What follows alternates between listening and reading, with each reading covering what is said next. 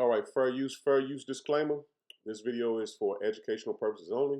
This is your brother Wild Rummy back with another lesson. Lord willing to be edifying.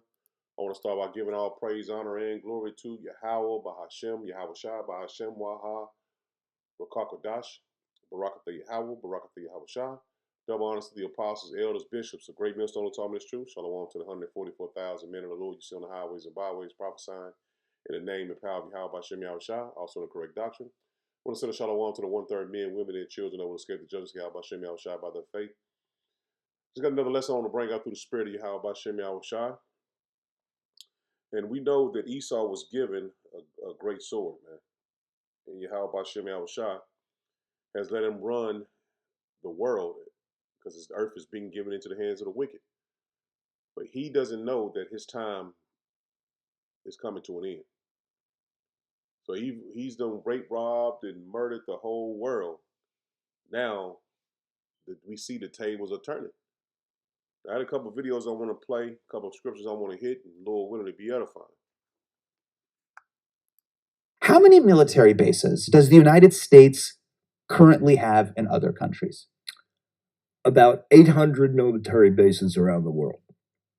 That's what the U.S. has. Do you know how many the country who has the next highest number has? I have no idea. 5. Well, clearly those bases are not to defend the United States. Well, what are they for? They're to dominate the world. They're to control the world through military force. How many countries is the United States in active armed conflict with? Well, at least 10, I think. The answer right now is 4 to 6. Now, I don't know if you're on Signal with Pete Hegseth or Kash Patel, who's the head of the FBI. Yeah. But it's 4 to 6 from what we've guessed. Iran, Venezuela, Syria, Somalia, maybe Iraq, in Nigeria. Yeah. Like, I just found out about Nigeria a month ago. I was like, we have beef with Nigeria? And Niger too, I think. I mean, what do you count when you say armed conflict? What is that? Including places that we bomb or drone assassinate, that kind of thing. Well, to me, a bomb or drone is kind of the same. So whether you kill brown people with the PlayStation controller or there's a human doing it, I think it's the same. Right. But that's just me. Maybe I'm getting caught up in semantics. I think my number of 10 is better than your number of 4 to 6. But whatever. And you heard him. The reason why this military, Babylon's bases are everywhere because of the military might to dominate the other nations. And see, that has taken its course, man. It's fulfilled its course. Now that Iran basically showed the world that Babylon is weak militarily, these nations don't want anything to do with it. Even their own nations, allies, man. These EU, NATO nations, they don't want anything to do with Babylon the Great because they see that their power is coming to an end, man. Their kingdom, their military might is leaving them, and there's power coming to an end. And this has showed you that the Lord is taking a sword away from them, man. That power they once had, that you rule with their military might, the Lord is stripping them, man. That time is fulfilled. But we're coming up on the 250th anniversary of Babylon the Great, man. That shows you that this man is finished, man. And we always say that, but it's the truth. We're an incredibly ruthless country. The amount of murder and mayhem that we've created around the world is just unbelievable. You know, I was looking at a study the other day put out by Lancet, which is a scientific journal. And they did a study. This was put out, you can see it on the internet. It was put out in November of 2025. And what the article did was it looked at sanctions, American sanctions, from 1971 to 2021. 1971 to 2021. And it asked what were the consequences of those sanctions. And we murdered 38 million people. 38 million people. The amount of havoc we have wrought on the Middle East in recent years is just stunning. If you think about the consequences of the Iraq War, what we do in places like Venezuela, Cuba, Iran. You understand we're using this tremendous economic leverage we have to basically starve people, to make them suffer, to inflict great punishment on them so that they'll rise up against their government. You understand that this is what we're doing in Venezuela. This is what we're doing in Iran. We're inflicting massive punishment on these people. Given all that, I find it very difficult to talk about the United States as a noble country. I just don't think that we are exceptionally virtuous when it comes to foreign policy. Now, you heard it from his mouth, man. This place is not a noble place, man. The way they ruled, it's been, man, a nightmare for damn near every nation on earth, but the Edomites. And now, when the tables are turning, no one is going to feel sorry for Esau in the kingdom of heaven, man. And you got 2/3 Jakes trying to save Esau. No one is going to save this man from his destruction and his judgment from Yahweh Bashem Yahushua. He is going to get everything he deserves, man. He's going to get double. They boastfully speak because they don't know that their time is up. They don't know that they're finished. But we do. And that's the beauty of this truth. Knowing your enemies is at his end. The scripture tell you that, man. To live to see the day. I'm going to find out why I play this video. So, Lock, let me play this video, man, because this man thinks just because he is in power that he's never going to come down. Man, let me get it back. I like that the Pope is an advocate for peace. I think that's certainly one of his roles. On the other hand, how can you say that God is never on the side of those who wield the sword? Was God on the side of the Americans who liberated France from the Nazis? Was God on the side of the Americans who liberated Holocaust camps and liberated those innocent people from those who had survived the Holocaust? I certainly think the answer is yes. And I agree. Jesus Christ does not. I agree. Jesus Christ certainly does not support genocide. I think it's very, very important for the Pope to be careful when he talks about matters of theology. And I think that one of these issues here is that there has been, again, hey, random dude screaming, I told you I'd respond to your point. I just want to respond to this question first. And he tried to deflect, or what he was trying to say is about the Pope, and that was coming from the meeting, not the meeting. I think it was like a town hall with Turning Point down in Athens, Georgia. Nobody showed up, man. It's a small group. They had a whole coliseum, a whole gymnasium, however you want to look at it, to come and support him, and no one was there. And you had people that was heckling him. You could hear him in the background. But I'm gonna play that video one more time. But I want to pull this out too because President of Turkey said if war breaks out and Pakistan fails to establish peace, it is our duty to attack, and you see who. So this war is going to start back up, and it's not going to let Esau out of it, man. He's not going to get out of it. This war is going to be his end. And I want to pull this real quick, Ecclesiasticus, Sirach. Just pull this real quick because everyone that's in this truth is waiting to see this day.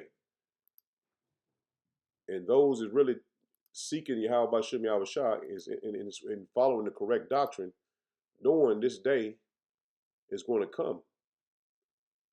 And no one is going to be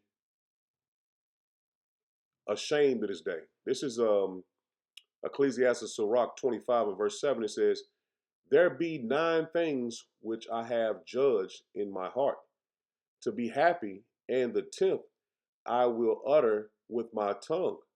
A man that hath joy of his children, and he that liveth to see the fall of his enemy. And that's what we want to see, man, the fall of our enemy. And the Lord is showing us physically. He showed us through the Spirit for us to wake up and understand this in the scriptures. But now we're seeing it physically that the Lord is bringing our enemies down, man.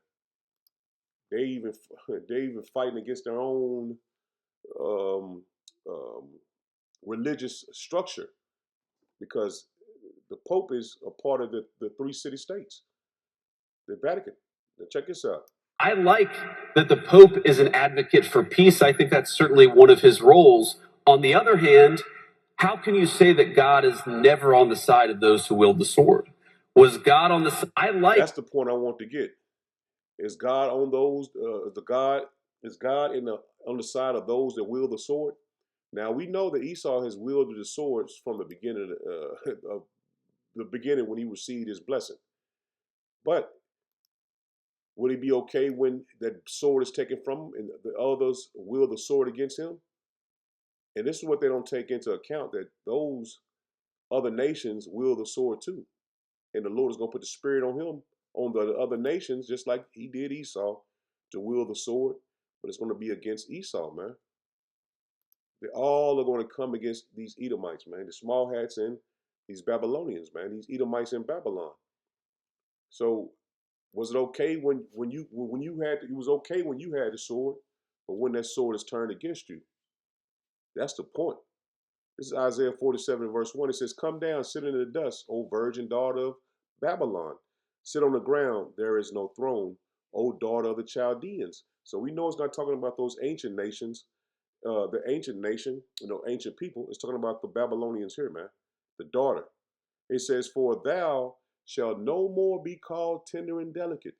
See, for a long time, man, Esau's been able to rule and destroy nations, destroy people, and no one would should pretty much bat an eye. They wouldn't come against him. They would just let it basically sweep it under the rug, man. It's just something they did and that was over with. Now that day has come to an end, man. Well, these nations are not wanting to back him in his military quest to dominate the world, man. They're not backing him anymore, man, because they see his day is coming. And that's what we want our people, man. We see this man's day is coming. This is Psalm 69. This is Psalm 69. I'm going to start at verse 22. It says, "Let their tables become a snare before them, and and that which should have been for their welfare, let it become a trap." See, having that sword has become a trap to him because he thinks that this trap, I mean not this trap, but this sword is going to be able to take down any nation, and nobody's going to use their swords against him. He was given a great sword, but the Lord gave the other nations the sword to come against him, and he's not thinking that it'll happen, man. That he doesn't think that the nations will use their sword against him. See, that sword is a trap, man. Because when you shoot your weapons, you love to hear this. You just. I remember coming up, man. Jake loved to hear the sound of the gun popping, or seeing somebody fall, or seeing how people act when you had a weapon. That gave them power, man. It gave them the spirit to be invincible. Nobody can take me down with this, and that's how Esau thinks, man.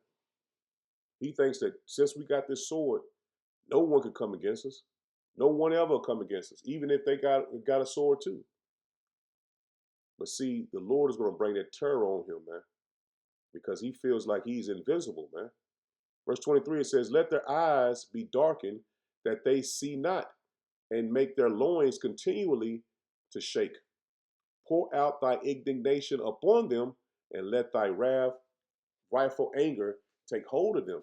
And this is what the Lord is going to do to Esau, man. See, Vance was boastfully, "Yeah, is the Lord with those that wield the sword?" Yeah, he is.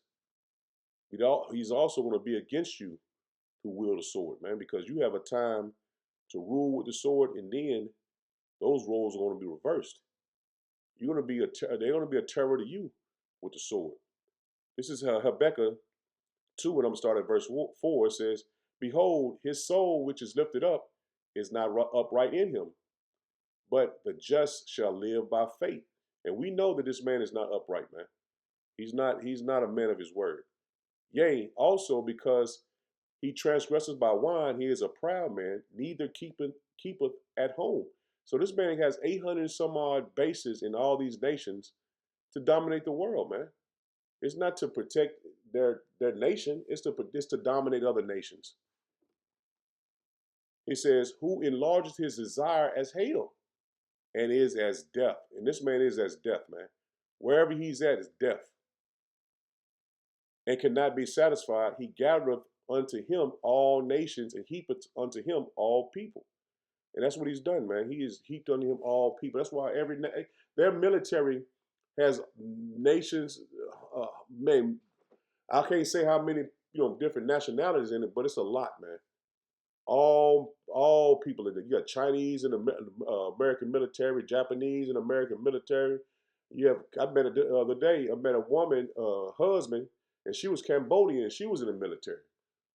So you got Mexicans, you got Jake, you got Edomites, you got everybody in this man's army, man. This man's military stretches from around the world, man. So he heaped to him all people, man. Let me get this in the NLT and finish it up.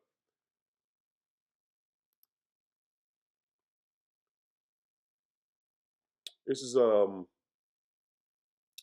verse 6. Yeah, I finished like 5. Verse 6 it says, this is Habakkuk 2 and verse 6 it says, but soon their captivities will taunt them. See, it's going to taunt them. They will mock them, saying, what sorrow awaits you thieves. And see, that's what's going to happen, man. The scripture tell you, if grape gatherers come, would he leave some grapes? No, I mean, he goes and takes the nation down and takes all their resources. This is what he's trying to do to the Persians, man. But they're not having it. It said, what sorrow await you thieves? And it's talking about Esau, man. Now you will get what you deserve. See, the Lord is going to change the power structure.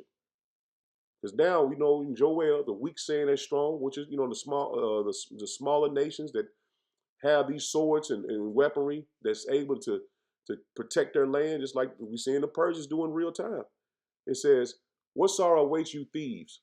Now you will get what you deserve. You become rich by extortion, but how much longer can this go on? See, it's going on for a long period of time. And see, now he don't think that no one ever come against him. It says, suddenly you debtors will take action. They will turn on you and take all you have.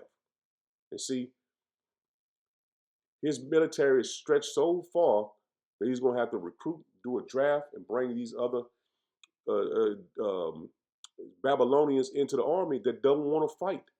It's going to be basically useless to even draft these this generation, man, Generation Z. Let me get this video real quick for you, man. This spirit just hit me to bring that out, because this young generation does not want to fight, man. You have to just use them for cannon fodder, because they're not gonna wield their sword as Esau has. These young Edomites, they're not gonna go in, and especially Jake, he's definitely not gonna go over there and want to fight.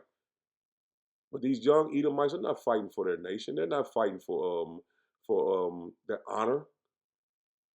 It's just basically about survival, man, getting a check. And that's all Jake want to do, is survive and get a check. But Gen Z, they're not going to be any help if they draft him. Said that it would be hard to rally American sentiment, a 24-year-old kid like me, to want to enlist and go fight in Iran. It's very hard to create an event that rallies Gen Z. The idea of fighting this war is you need ground troops to soak up the air defense. You need ground troops to soak up the artillery. This is the economics of war. Meaning you're trying to win this war more efficiently than your opponent. So if they are $50,000 Shahed drones, you need a resource, a weapon that's cheaper than that. So it's possible to use drones, but you also need ground forces. And so where can you recruit expendable ground forces? And it's going to be illegal immigrants. The idea that you're going to have a national draft and all these Gen Z kids who have pretty comfortable lives compared with their parents' generation, and they're going to go off to a desert, a mountain fortress, and they're going to go and die. That to me sounds a bit absurd. But what you can do is you can organize a national draft and then have so much political fervor. People are protesting so much because, quite honestly, Gen Z would rather go to prison than go to Iran, I would think. But then what you can do is you can transition and say, fine, let's do a compromise. Let's have the illegal immigrants do this. It's your choice. You can either go back to Latin America or you can go to Iran and win citizenship for your family. Not just for you, but your immediate family, your children, your parents, your wife. And quite honestly, I hate to say this, but for a lot of illegal immigrants, this is actually a pretty attractive offer. If I had to guess, I think they will try false flags, and I think they will have a national draft, and I think this will not work out. And so they'll get desperate, and they'll start to recruit illegal immigrants to fight this war. Yeah, they're going to have false flags, but it's going to be pointless because no one is going to get up and say, well, it's got to be them over there in Persia that did this. They're not going to do that, man. People have alternative news. They don't believe what the CNN and what Fox News, they don't believe it. That generation is gone, man. That you can, like when 911 hit, you can go on Fox News and people look at it, oh yeah, and be hypnotized by the news. It's over with, man. So they're gonna have to have a different way to approach this. But doing false flags and making people, you think people going to want to join? That's not gonna happen, man. No one cares about what's going on over there, especially here in Babylon the Great. They ain't watching the news. They don't care what's happening over there. They're not gonna happen. They're not gonna care until they're not able to eat. And they damn sure when they're not able to eat and able to go to work and travel, they're damn sure they ain't gonna want to go to war. So you're gonna see it's gonna be all hell breaking loose here in Babylon the Great. That's why you know that. That's when you know that Jacob's trouble is going to intensify when everything comes. Shortages, man. The famine hit, and they're still not gonna want to go to war. So this shows you that Esau is in a he's in a snare, man, because what he's done and pissing off all his allies really fucked his own self, man. And one more thing too, because I think it's the UAE, they are turning their backs on DT as well, man. This is all on X. He was speaking in, I think it was Arabic, but so I didn't want to play the video. So it's Saudi Arabia. Saudi Arabia makes shock U-turn on DT. So they're not on the side of DT. He's saying that they got their military power and their bases and all that was destroyed. So they seen that why we need them over here if they can't protect us. So DT and them, they in, man, pitiful case because they done pissed off the world, man. And they're wielding a sword against other nations, and now those nations are going to turn on them. This is Habakkuk 2 and verse 7. It says, suddenly your debtors will take action. See, all those that have these bonds, U.S. bonds, and have getting sanctions put on them and holding all this currency that that invest in America because they have the petrodollar. They're going to turn, man, and take action against Babylon the Great, man. It says they will turn on you and take all you have while you stand trembling and helpless. And that's what's going to happen, man. We're seeing it being put in place right before our eyes because you have plundered many nations. Now all the survivors will plunder you. See, they're going to turn and plunder you. You've done this to them. They're going to do it to you, man. You've committed murder throughout the countryside and you fill the towns with violence. What sorrow awaits you who build big houses with money gained dishonestly. You believe your wealth will buy security, and that's plain, man. See, Esau believes that his wealth is going to buy security, and it's not. It says, put your families in nests beyond the reach of danger. And see, that's what Esau thinks. We way over here. We protected by the pond. And I said this the other day. Zelensky said that you protected by the pond, man. And that's why he thinks his family is out of harm's way. But by murders you committed, you have shamed your name and fortified your lives. So you're slated for judgment, man. They're not gonna forget what DT did to those nations over there. When the Lord put a spirit on them to shoot their missiles off, they're not gonna forget what DT did to them, man. They're not gonna forget what his family done to them. He's not going to forget about DT's family. They're not going to forget about them. They're going to want to judge them just as well as they want to judge DT, man. This is what we're finna happen. We're finna see in real time. This is what's finna happen to Babylon the Great. The very stones in the walls cry out against you, and the beams in the ceilings echo the complaint. What sorrow awaits you who build cities with money gained through murder and corruption? Has not Yahweh Bashem Yahushua of Heaven's army promised that the wealth of nations will turn to ashes? See, that's all they want: money, money, money, gain, gain, gain. And it's going to be turned to ashes. The Lord don't care nothing about how much money you got, man. You're not going to be able to give a bribe to the Lord. They work so hard, but all in vain. See, all he's doing is in vain, man. Taking these resources, blocking this for them, trying to make sure these people suffer. But it's going to come to pass when the Lord just gives the order. It's time. Send those missiles. It ain't gonna be no peace talk. It ain't gonna be no calling up Putin or Xi Jinping, and it's gonna be over with, man. The Lord gonna put a spirit on them to not turn back. Release everything you have, man. This is Isaiah 33 and verse 1. It says, "Woe to them, it's like a woe to thee that spoilest, and thou was not spoiled, and dealeth treacherously, and they dealt not treacherously with thee. When thou shalt cease to spoil, thou shalt be spoiled. And when thou shalt make an end to dealing treacherously, they shall deal treacherously with thee." See, you deal treacherously with all these nations. Now they're going to turn and deal treacherously with thee. You won't escape, man. And this is the judgment of the Lord, man.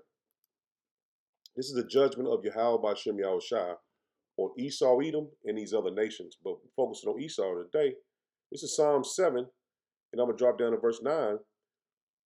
Oh, let the wickedness of the wicked come to an end, but establish the just. For the righteous power trieth the hearts and reins. My defense is of power which saveth the upright in heart. Power judges the righteous, and power is angry with the wicked every day. If he turn not, he will whet his sword. He have bent his bow to make it ready.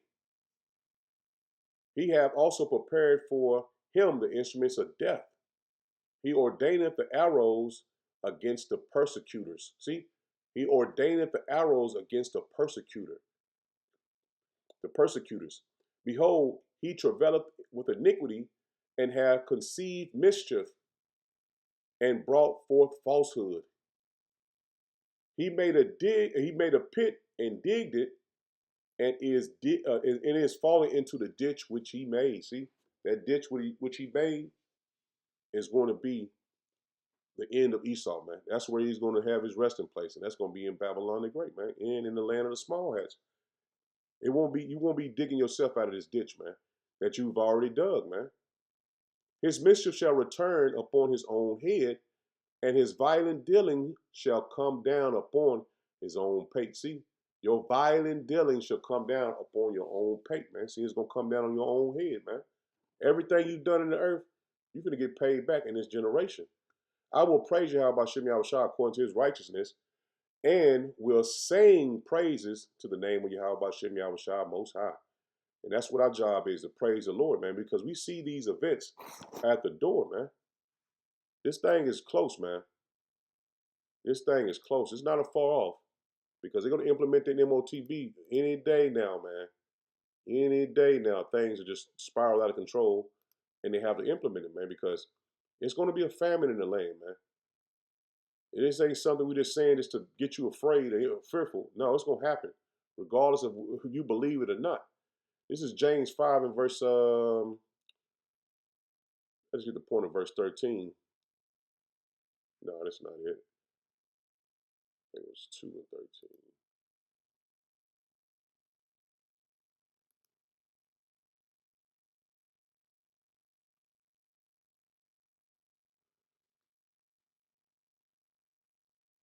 Here's 2 and 13.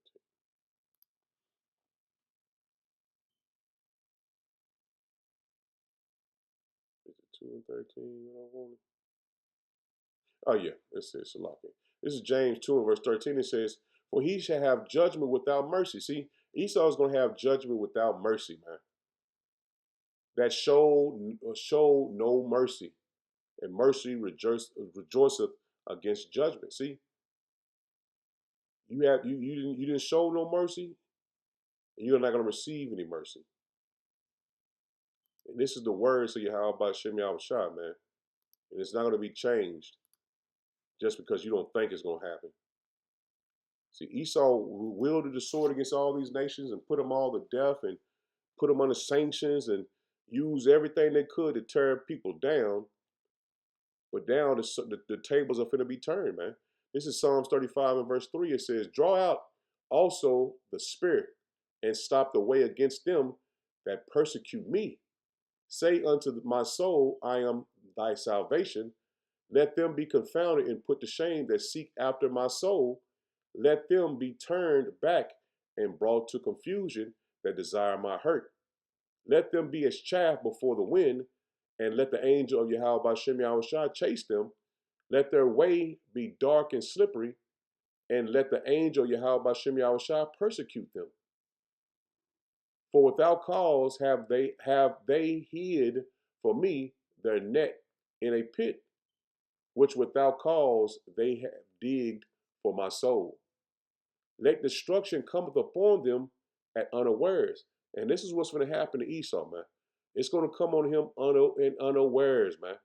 And it's all because what he did against the children of Israel, man. This controversy of Zion, man. Let destruction come upon him at unawares, and let his net that he have hid catch himself. See, he hiding a net for us, but the Lord is going to catch him with these other nations shooting their missiles off to destroy him. In that very destruction, let him fall. And that's plain, man. In that very destruction, let him fall. What he's trying to do against us, he's going to fall into the trap which he made, man. It's going to come down on his own pate, man. See, because basically everything centers around Jacob and Esau. These nations play a big role in the destruction of Esau. But they're preparing to take us down, the children of Israel. They're preparing to get you chipped and all this stuff and be able to continue on. If they fit, that's what their goals is. The NWO, get everybody chipped for them to be under us. But that same net that they've sprung for us is going to catch themselves, man. Because the Lord is going to, as soon as they start implementing this MOTB and chipping people, the Lord is at the net sprung, that trap sprung for him to fall in that ditch. And these nations are going to fulfill the Lord's will on Esau Edom, man. So I'm in it there. Lord, when it was edifying. Shalom. Shalom.